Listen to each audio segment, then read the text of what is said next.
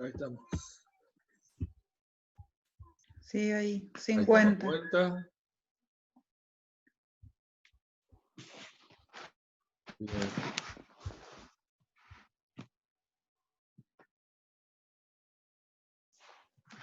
Es raro, ¿no? Porque estamos como desalojando el aula y volviendo a entrar cada vez, siguiendo la metáfora escolar. Sí. Pero bueno, no hay un sistema perfecto hasta ahora para hacer esto. O sí hay, pero es más caro. No es para el presupuesto tercermundista. Bien. Bueno, Entonces, podemos seguir con lo de evaluación. evaluación, unos minutos Sí, más. como Bien. para... Ya que estamos con las explicaciones, ahí vamos entonces a evaluación. Bueno, Sí, entonces, y acá yo le pedí a Estela cuando hablábamos, le decía como que va a ser un poco también abogada del diablo, me va a interrumpir todo el tiempo y va a acotar y va a decir, porque estamos presentando temas que no están exentos de polémica, ¿no? Sino que tienen bastante complicación. Una cosa que nos preguntamos al principio es por qué causa resistencia hablar de la evaluación de la calidad en particular, ¿no? Porque hay una cosa que no es muy entendible. Primero, evaluar es una actividad cotidiana que tiene que ver con la percepción y la formación de ideas y de juicio, y que lo tenemos de manera cotidiana, y además en el sistema educativo estamos acostumbrados a que haya evaluación, por lo menos de los docentes y los alumnos, es uno de los motivos centrales del sistema educativo.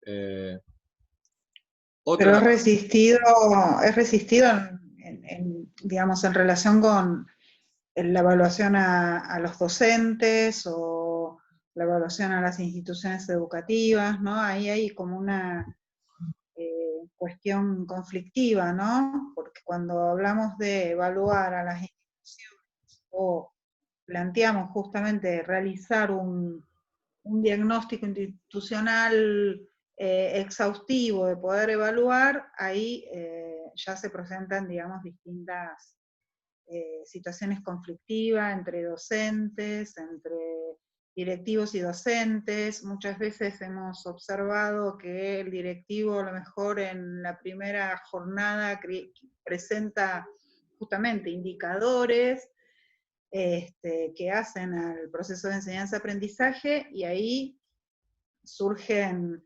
distintos digamos, conflictos porque se sienten como amenazados, ¿no? Los docentes. sí, Obviamente que han descubierto falencias, como dice Verónica, ¿no? Pero, digo, debería ser una actividad cotidiana para poder, digamos, bueno, ver justamente qué enfoque le damos, ¿no? A la evaluación. Sí. sí, exactamente. ¿Y iban a decir algo ahí? Perdón, había alguien preguntando. Sí.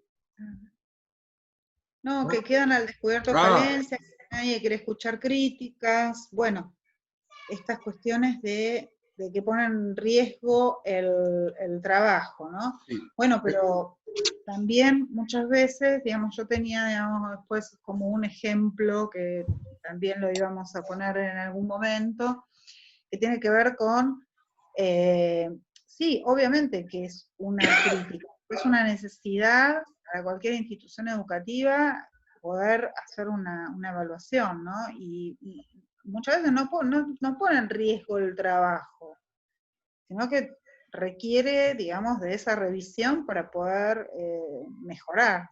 ¿Mm?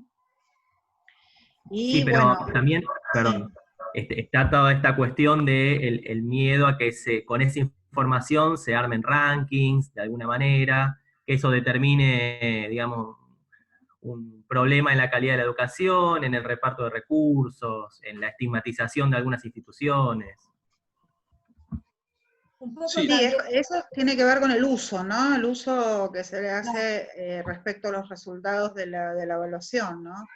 Y también con qué enfoque, si acotamos a un solo enfoque esa evaluación, por ejemplo, de los resultados, y digamos, no tomamos la evaluación como, digamos, un concepto Integral, multidimensional, sí, sí. ¿no?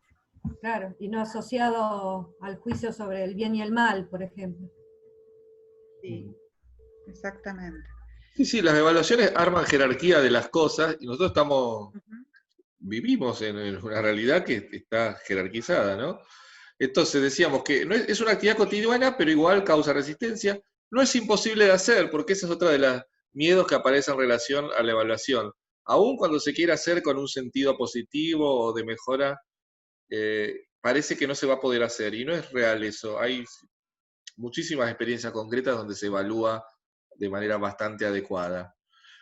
Lo que plantea por ahí Mocate es que dice, bueno, tal vez no sea rechazo lo que existe en las escuelas, sino falta de incentivo para hacerlo. Es decir, no es que no se quiera evaluar o se esté en contra, pero no se ve cómo se relaciona esto el, con el beneficio real que se puede tener. Entonces ahí también tendríamos que abrirnos a otra dimensión, que es preguntarnos si no existe otra evaluación informal de las cosas que cumpla igual su cometido, ¿no? En las escuelas, ¿cuántas cosas suceden con reglas de juego que no pueden ser muy explícitas o por lo menos no se pueden decir porque contrarían reglas de juego así establecidas y que sin embargo siguen funcionando de esa manera? Entonces, la gente que no juega esa regla de juego sí puede sentirse fuera de eso, pero no quiere decir que no haya una evaluación.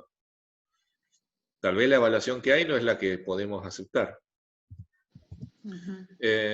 Y por otro lado, tenemos que la evaluación y la evaluación en términos de planificación y de política va a ser siempre un ejercicio de poder, ¿no? Como nosotros decíamos hace un rato, la evaluación es muy linda cuando el que evalúo soy yo y el que evalúo es otro. Esto también va a sentirse en el ámbito político. Parece que siempre que viene algo como de afuera, por otro que no está con los pies en el barro como estoy yo y responsable de todos los problemas que estoy yo en mi escuela, sino que lo hacen, parece, de una oficina o de otra cosa donde no van a sentir la presión que tengo yo. Entonces ahí vuelve a aparecer la idea de que es un ejercicio de poder. Otra cosa que podemos ver del panorama de las últimas décadas es que ganó peso la idea de evaluar la calidad, ¿no? Como se dejó de hablar de una evaluación en general o empezó sobre todo muy fuertemente a aparecer la evaluación como la evaluación de la calidad. Ahora, ¿qué es calidad? Es una cosa que está escapando las definiciones, ¿no? Casi cualquier cosa se ha nombrado como calidad y es muy difícil que alguien haga una definición de calidad que pueda contener esta idea.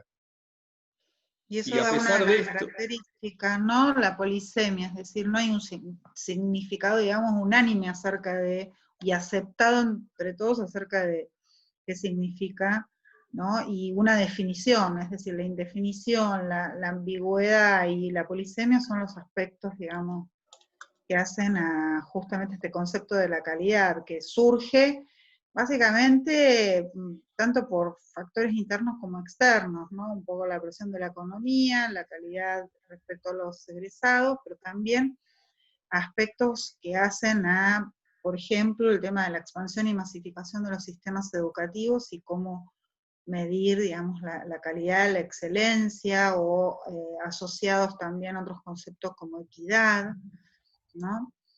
sí. Y un uso también propagandístico de las reformas, es decir, se ha utilizado básicamente para formular distintas reformas basados en ese concepto, ¿no?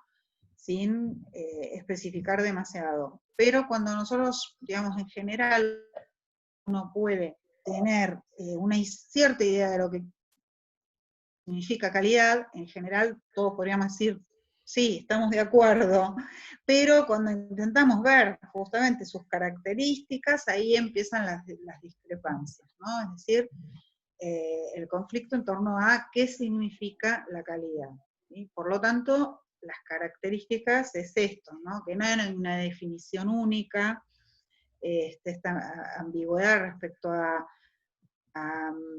lo que consideramos acerca de la calidad, y no hay un significado unánime, ¿sí? Bueno. Sí, entonces, en ese caso, lo que te está mostrando es que hay una pugna por detrás de la palabra, ¿no? Sobre qué cosas son las que tendríamos que estar midiendo o no. Pero a pesar de eso, las políticas de evaluación se extienden cada vez más a más áreas. aún sin tener claro qué es la calidad o poder ponernos de acuerdo, se evalúan cada vez más componentes. Los aprendizajes de los alumnos, la actividad del docente, cada vez son más las cosas que están sujetas a evaluaciones y a políticas de evaluación. Entonces, otra cosa que pasa con esto es que calidad y evaluación terminan siendo como una especie de términos sinónimos, ¿no? Globalmente, cada vez que se está hablando de calidad es porque se está hablando de algún tipo de evaluación, y lo mismo, la evaluación se termina convirtiendo en una evaluación de la calidad. ¿Están escuchando bien? ¿Se escucha? Sí. Ah, bueno, perfecto.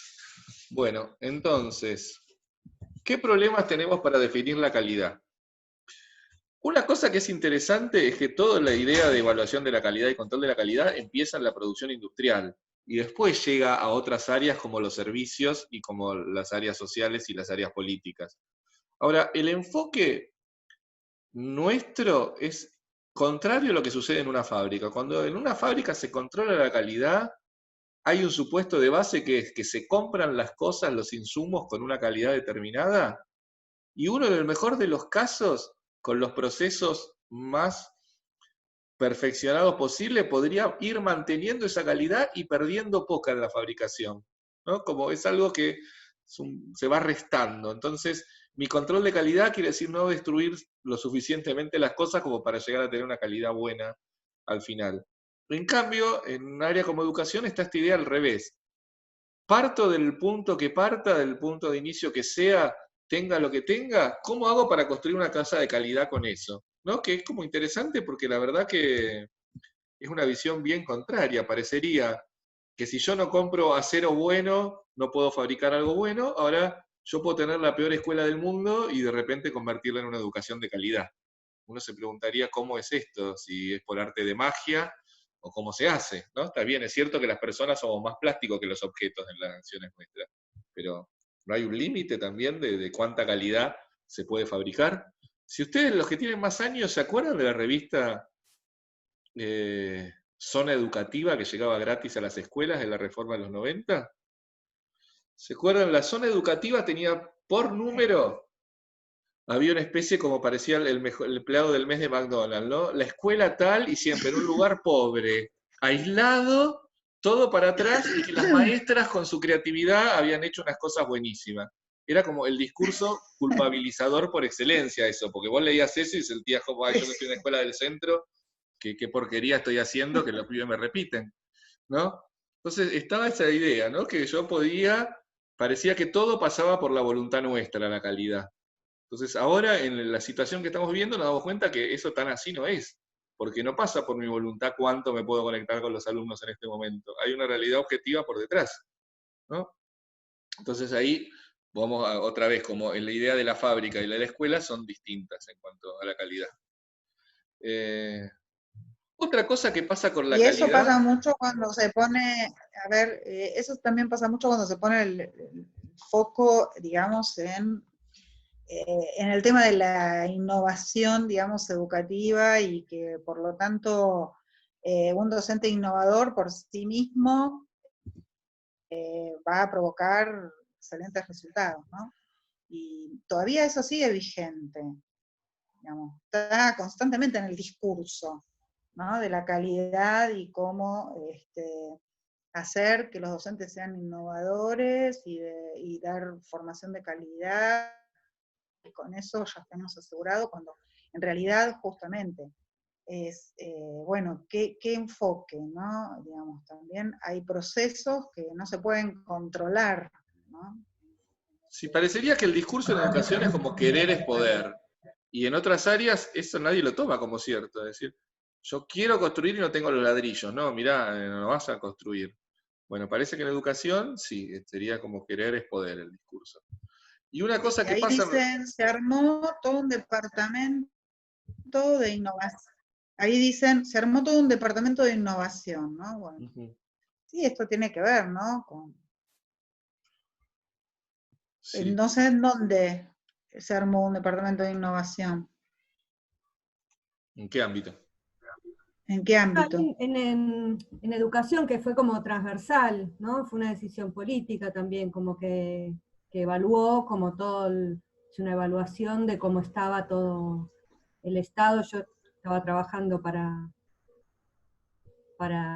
el INET en ese momento, y nada, tuvimos como unas entrevistas, pero había una decisión política previa, ¿no? Digamos, de Sí. ubicar como para arrancar de vuelta, como cualquier proceso, ¿no? De fin a inicio, ¿no? Esto es muy llamativo en evaluación, porque los estados quieren tener políticas de evaluación aún sin saber si las usan o no las van a usar, ¿no? Quieren tener establecido sistema de evaluación, quieren tener indicadores, quieren tener regulamento de evaluación, pero no tenemos claro que eso después termine influyendo la política, ¿no?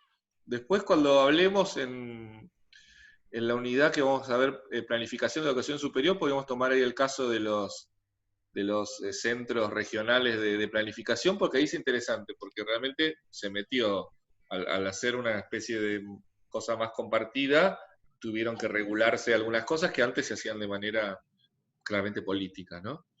Entonces, volviendo un poquito Sí. acá, Sí.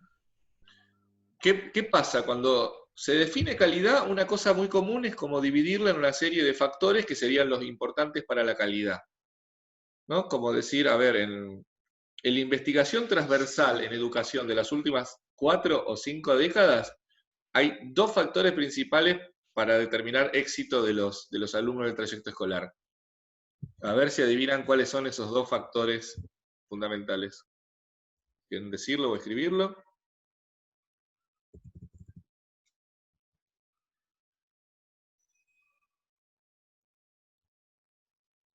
Que sepan leer. Sí, factores externos a los alumnos, ¿no? Porque que sepan leer ya sería parte del éxito. Esto está hecho muy establecido en investigación en todo el mundo en las últimas 4 décadas, por lo menos. Sí, igual ahí está, perdón, ¿qué cosas que influyen en que al alumno le vaya bien? Lo digo de vuelta. Cosas Dice que influyen a que a los sí, alumnos les vaya repitas la bien pregunta. en los últimos 4 años de... Perdón, ahí me mezclé, perdón. Las últimas Sí. 4 décadas, por lo menos, en todo el mundo hay investigación sobre qué factores hacen que a los alumnos les vaya bien en la escuela. Y consolidada la meta investigación de eso, hay dos factores principales que hacen que vaya mejor a los alumnos en la escuela. Ahí me están diciendo, uno, la familia, sería muy lindo, pero lamentablemente no es la familia el factor 1 ni el 2. No. Salud, alimentación, No. dicen ahí. El factor número 1 No. es la acción del maestro. El maestro, ahí bueno, pusieron el vínculo con el docente, bueno, sería eso, ¿no? El Con maestro el que docente. enseña mejor tiene resultados mejores. Este es el factor número 1 de determinación del éxito después. Y el factor número 2 es la disponibilidad de libros. Hoy lo podríamos modernizar y decir la posibilidad de recursos, pero básicamente de libros. Fíjense que las últimas reformas, digamos, siempre hay un plan de lectura, se vuelve al plan de lectura y vuelven al plan de lectura y a la entrega de libros, ¿no? Sí, como que esas dos cosas están claramente así. Ahora, no está tan establecido cuando yo me pongo a evaluar calidad hoy en día que esto sea así, y es muy llamativo porque la investigación del casi el último medio siglo nos dice que estas son las dos cosas más importantes. Entonces, vamos de vuelta acá. Esperen que me estoy mezclando. Entonces digo, es común la calidad para medirla, dividirla en factores. Pero acá tenemos el riesgo de ser medio tautológicos, porque realmente las definiciones empiezan a parecerse a sí mismas, ¿no? Como por ejemplo decir, un indicador de calidad es el buen docente, y a su vez el buen docente termina constituyendo la calidad. Entonces, como que estamos metidos siempre en el mismo tipo de definiciones y nunca nos terminamos de entender por qué. ¿Qué es lo que hace que el docente sea bueno? Porque si hablamos que el buen docente es el docente de calidad, es exactamente decir lo mismo, ¿no? El buen equipo de conducción hace que la escuela vaya bien. Bueno, ¿y qué quiere decir bueno? Porque entonces yo no sé la calidad. ¿Qué convierte en que un equipo sea bueno? Porque cuando yo empiezo a poner en mis definiciones de calidad cosas valorativas, estoy directamente volviendo al mismo punto de inicio y la calidad no quiere decir nada. ¿no? Entonces ahí tenemos un problema. Esto que nombramos recién en los indicadores, cuando uno operativiza las dimensiones de la calidad es todavía más difícil, porque se vuelve bien arbitrario qué tipo de cosas decide o no. Hubo un momento, hace muchos años, Estela se acordará, que la CONIAU evaluaba los edificios donde se daban los posgrados y se les dio por medir la cantidad de aire acondicionados. Entonces, todas las facultades salieron a hacer una cosa bien irracional, que es aún donde había refrigeración central, salían a comprar aires split y ponerlo en cada aula de posgrado. Porque después iban a venir los de CONIAU a mirar y iban a contar la cantidad de aires, ¿no? Que es una ridiculez. Como si eso, digamos, ese elemento estaría justificando, ¿no? La calidad. ¿Sí? Claro que, Incorporación de aire acondicionado en las aulas en posgrado. sí, si fuera así, sería lo más fácil del mundo mejorar la educación, porque es más barato comprar aire acondicionado que hacer cualquier otro tipo de políticas, ¿no? En eso estaríamos todos solucionado nuestro problema. Bien. Y una cosa que nos está pasando es que sabemos, y acá estoy hablando como de las políticas y los gobiernos, saben evaluar mejor de lo que saben definir qué es lo que están evaluando. Es decir, se ponen hábiles en hacer evaluaciones y mediciones, sistematizarlas y darlas a publicidad, que saber realmente lo que están diciendo, ¿no? Como que saben bailar con esto que les tocó, pero no tienen muy claro cuál es la música que están bailando. Por eso la foto de Uma Thurman bailando ahí, ¿no? Les toca, son exitosos en evaluar, pero no queda muy claro por qué se siguen evaluando las cosas ni qué relación tienen con la calidad. Y cuando esto se empieza a ser sostenido a lo largo del tiempo, es peor todavía, porque lo que yo evalué antes lo voy a seguir evaluando y me cuesta mucho sacarlo y dejar de Sí, eso medirlo. tiene que ver con justamente una de las cuestiones o enfoques, ¿no? Más relacionados con los procesos o los contextos. La vertiente más de la satisfacción de necesidades, es decir, ¿cuál es el sentido, la relevancia de evaluar, ¿no? Es decir, muchos de estos procesos de evaluación no aclaran o no dicen cuál es el sentido, ¿no? Que tiene en relación a digamos, a la pertinencia de esos objetivos evaluados o esos resultados evaluados, ¿no? Sí. Esta es una de las vertientes, digamos, o enfoques de la evaluación, ¿no? Que vino un poco a complejizar las otras dos vertientes, más de la eficiencia y de la eficacia, pero que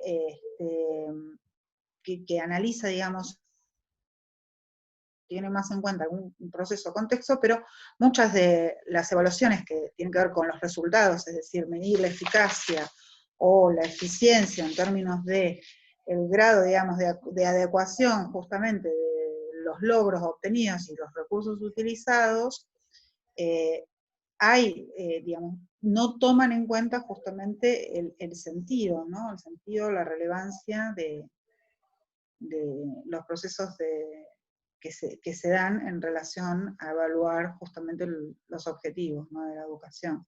Sí, esto se lo mencionamos varias veces en distintas oportunidades, cómo se empiezan a independizar las cosas que uno mide respecto de esa realidad. Entonces empiezan a convertirse en algo a lograrse por sí mismo y nos olvidamos de qué era. Por ejemplo, en la formación universitaria de grado, es común en las carreras profesionalizantes evaluar la cantidad de horas de práctica que se tienen.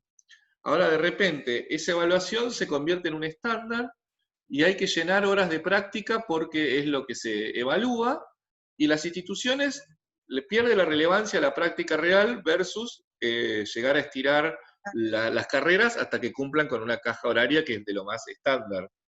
Entonces, no sé, por ejemplo, el caso de medicina de la UBA que estuvimos trabajando, gradúa al 75% de los médicos del país, y en el momento en que se evalúa es la que menos carga de prácticas De tenía. práctica tiene. Ahora, ¿esto quiere decir que el 75% de los médicos del país tuvieron poco hospital o que está estructurado de otra manera esto? ¿No? Y además porque todas las otras 20 facultades tienen más horas de práctica, estamos obligados a cambiar esta. ¿Hay una evaluación de si salen bien formados en los aspectos prácticos o no? Porque el indicador de las horas no es un indicador tan profundo. Sabemos que hacer 200 horas es más que hacer 2, pero no tenemos mucha idea más, ¿no? De qué quiere decir eso. Bien, vamos a seguir acá entonces con el monitoreo como otro aspecto distinto, y acá tenemos el texto de Mocate, esta evaluación que no tiene que ver ni con el diagnóstico, lo que pasa después, sino con apoyar a la gestión cuando se implementan todas las que son transformaciones y políticas. Una cosa que plantea Mocate para decir destrabar un poco el conflicto con la evaluación durante el monitoreo, es decir, pensemos la evaluación como dos cosas distintas. Una parte técnica, que tiene que ver con recabar información, y una parte valorativa, que es generar un juicio. Entonces, no tendría que haber tanto problema en técnicamente poder tener la disponibilidad, consolidar la información, presentarla, y después sí queda la discusión al momento de generar ese juicio. Sí, ese juicio, digamos, tiene que tener una cierta globalidad en la valoración, ¿sí? Tiana Ferrer lo que viene a decir un poco es que en realidad un solo enfoque, ¿sí? O un solo aspecto no es relevante, es decir, que nosotros nos focalicemos solo en los resultados o solo en si hemos sido eficientes en el uso de recursos o formas, digamos, personales, organizativas, en relación justamente a los resultados, nos está dando una sola pata, ¿sí? Entonces, esa valoración o esos juicios tienen que tener cierta globalidad, ¿no? en su uso. Es decir, la integralidad del enfoque, la globalidad en la valoración son los aspectos que harían, digamos, otro enfoque más relacional. Es decir, relacionar todos esos otros, la eficiencia, la eficacia, la satisfacción de las necesidades, las expectativas, en un solo enfoque, ¿no?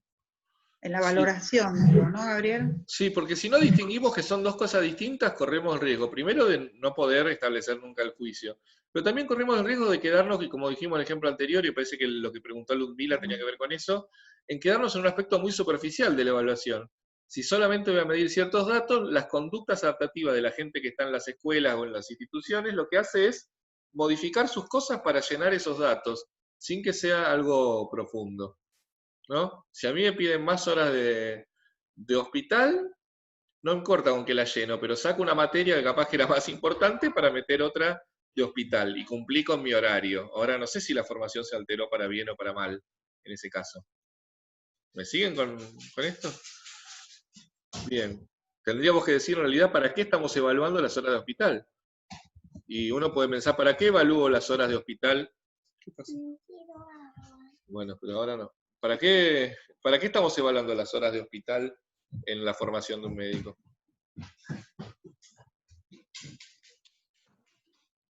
¿Qué se les ocurre? La práctica. Y si La son más primera precisos. experiencia. La primera experiencia con el mundo del trabajo. Claro, porque quiere decir, cuando gradúo un médico, tengo que tener la expectativa de que cumplió por lo menos. Horas de práctica. Sí, no, pero que tuvo contacto por lo menos con cierto conjunto de patologías o cierto tipo de tratamientos. Entonces, por ejemplo, eso sí lo hicieron en la modificación que quedó después, el último periodo que se llama el internado anual rotatorio, se hizo como un checklist para cada área de las que iban a rotar, que son 6 servicios por lo que rotan a lo largo del año, se hizo un checklist de las patologías más frecuentes y las segundas que son frecuentes pero no tanto. Entonces se verifica en cada estudiante que está rotando que haya pasado por lo menos por una vez de todas esas, ¿no? Porque si nunca la vio, ni la diagnosticó, ni la trató, no me sirve que tenga prácticas, porque después cuando vaya a trabajar ese servicio va a necesitar sí o sí eso, ¿no? Bien, nos quedan 9 minutos por este bloque, seguimos acá. ¿Y qué pasa con los tiempos de la evaluación? Lo dijimos hace un ratito, el diagnóstico, que es una cosa previa, el monitoreo que se hace durante la gestión y la de resultados. Y una cosa interesante que plantea Mocate es que hay ciertos errores o mitos a la hora de pensar la evaluación. Por ejemplo, una cosa que puede traer problemas es que hay que tener claro que lo que se está evaluando es el programa y no el gestor. ¿Qué quiere decir esto? Que la política que está implementada, ¿por qué se hace? Independientemente de que algunas personas pueden ser más o menos hábiles para gestionar esto. Porque un programa malo, bien gestionado, va a seguir siendo un programa poco útil y malo, ¿no? Y un programa bueno, mal gestionado, ahí sí tenemos un problema con el gestor, pero no con la política. Otra cosa, otro error puede ser pensar que el sujeto de la evaluación son los técnicos que la hacen, y no, el sujeto es participativo, tienen que ser todos los que están involucrados formando parte o suministrando esos datos o ayudando a evaluarlos o ayudando después a la discusión a qué se hace con esos datos. Y otra cosa es que el producto de la evaluación tiene que ser una acción y una decisión, no un informe, ¿no? No me sirve tomar datos y compilarlos si eso no lo hago para ninguna cosa. Más vale no hubiera perdido el tiempo en ese sentido. Bien. Y después plantea él una manera de llevar esto a la práctica con 3 dimensiones distintas. Una, un marco conceptual, que quiere decir acá no una cosa teórica, sino la definición de mis indicadores y la operativización lo más exhaustiva de ese fenómeno. Otra etapa del diseño, otra dimensión del diseño es tomar muy en cuenta los actores involucrados, cómo los contactos, quiénes van a estar a favor o en contra de esto, quiénes pueden ser una resistencia, quiénes pueden ayudar, qué intereses de cada actor estoy afectando. Y otra cosa que tiene que ver con el momento ya de juzgar y evaluar es repensar esto de los estándares, si son propios, si son de otros, con qué criterios mido las cosas una vez que las obtengo. Sí, y yo Entonces, agregaría un factor más, digamos, la negociación justamente del significado de la calidad, ¿no? Cómo, digamos, nosotros, ya sea a nivel institucional o ya sea a nivel sistémico, cómo negociamos esos significados, ¿no? Entre el conjunto de actores que participan de los procesos de evaluación. Porque esto sería fundamental, dado este carácter tan de indefinición y de polisémico, se requiere justamente negociar esos significados, qué estamos evaluando, cómo lo estamos evaluando, y qué aspectos de la calidad estamos evaluando. ¿Sí? ¿Qué aspectos de la calidad de la formación docente, por ejemplo, estamos evaluando, ¿no? ¿Qué es lo curricular, las horas, también las prácticas, ¿no? ¿Cuáles? Y eso requiere, digamos, también negociación acerca de... Bueno, y la identificación justamente también de criterios, de factores de calidad, ¿no es cierto?, de construcción de indicadores, como decía Gabriel, y de establecer justamente, volver, ¿no?, al sentido justamente de la evaluación, la relevancia de esos datos. Porque tampoco vale digamos, hay veces que también a nivel institucional, a nivel de las instituciones educativas, muchas veces podemos decir, bueno, sí, construimos indicadores, tenemos un montón de información que hacemos, tanto para el diagnóstico, para los resultados, ¿sí? Pero ¿qué hacemos con esa información? ¿No? ¿Cuál es el sentido de tener tanta información? Y eso muchas veces también nos ve como docentes y como directivos, estamos constantemente construyendo esta información, que no es más que también una evaluación. Y muchas veces nos preguntan, ¿para qué nos pide la supervisora tales y tales digamos, resultados, ¿no? Constantemente, porque parecería que quedaran en la nada, ¿no? No tiene luego un sentido esa información para ser utilizada dentro, a nivel del sistema educativo. Bueno, ¿alguna pregunta respecto a esto, como para ir cerrando? A ver, los chats. Acercamiento. ¿Quieren hacer alguna pregunta? pregunta acerca de los trabajos, alguna pregunta Yo les preguntaría a acerca de ustedes, cómo al revés. continuar. Sí. ¿Podemos pensar un planeamiento sin evaluación?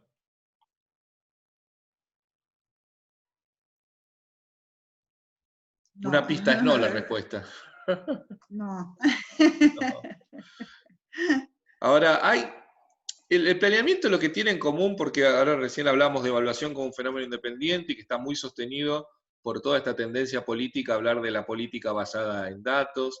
Ahora, cuando se puso de moda por el presidente decir que era un gobierno de científicos, esto la gente lo tomó un poco como burlándose, pero también está diciendo eso, ¿no? Como no se puede tomar una decisión que sea política, nos vuelve un poco a la idea original del planeamiento normativo, que se planteaba como algo separado de la política, como lo técnico y demás. Pero también eso es cierto que ninguna decisión técnica funciona si yo no tengo después un elemento evaluativo que lo esté acompañando, porque si no, ¿en base a qué criterio tomé la decisión? ¿No? Ahora, de esto a convertirlo a la regularidad es difícil. Cuando nosotros hablemos del caso de las universidades, la evaluación de las carreras de grado y de posgrado se convirtió en un ejercicio regular. Y algunos autores arriesgan decir que sirvió a un tipo de mejora, como que quedó establecido y hay cierto criterio de calidad de base hoy que está funcionando. Yo no sé si lo afirmaría tan categóricamente, pero quedó la evaluación, llegó para quedarse. Ahora, en los otros niveles hay muchísima resistencia a hacer evaluación, ¿no? O sobre todo no hacerla, pero sí a tomar decisiones en función de esa evaluación, ¿no? Y sobre todo nos sentimos amenazados por sistemas o por propuestas donde todo es evaluación. Si uno piensa la propuesta de los charter, es una evaluación permanente lo que la hace funcionar, ¿no? Ustedes vieron alguna vez el caso de las escuelas charter, o la escucharon nombrar por lo menos, ¿no? Más o menos, ¿no? La propuesta que nunca se termina de morir y ojo, Suecia tiene un sistema de escuelas charter funcionando, en Estados Unidos funcionan. La idea es eso, es que el Estado deja de financiar directamente a las escuelas, financia a los padres y los padres adquieren con un voucher la educación para sus hijos, y entonces, como en cualquier mercado, funcionaría con este supuesto de que si no me gusta una escuela, me voy a otra. Eso, un mecanismo de mercado, claramente es un mecanismo de evaluación permanente. Hay una competencia y compiten las cosas entre sí. Obviamente que esto no es sostenible de una mirada muy racional hacer esto, pero ahora, los padres en la realidad, cuando estás en un barrio y tenés que elegir entre dos escuelas, averiguás qué escuela es mejor que la otra. Y es legítimo que alguien haga eso. Ahora, no desde el punto de vista de la elección y de la competencia, pero sí desde el punto de vista de la garantía de los derechos, podríamos decir, ¿por qué no medimos la calidad de esas escuelas para saber si todos llegan al mínimo que estamos esperando? Y acá es donde nos encontramos resistencia para hacer ese tipo de cosas. Que igual aclaro que no es que lo estoy apoyando ni llevándolo adelante, pero tampoco es una cosa sencilla de hacer, sería muy difícil pensar cómo hacerlo. Estamos a menos de un minuto. Bueno. Vamos a cortar y volvemos ya a la discusión. Acuérdense que necesito 5 minutos para que se grabe el archivo. Son y 57, así que a las 16:05 arrancamos de vuelta. Perfecto. Un ratito más y así. Bárbaro.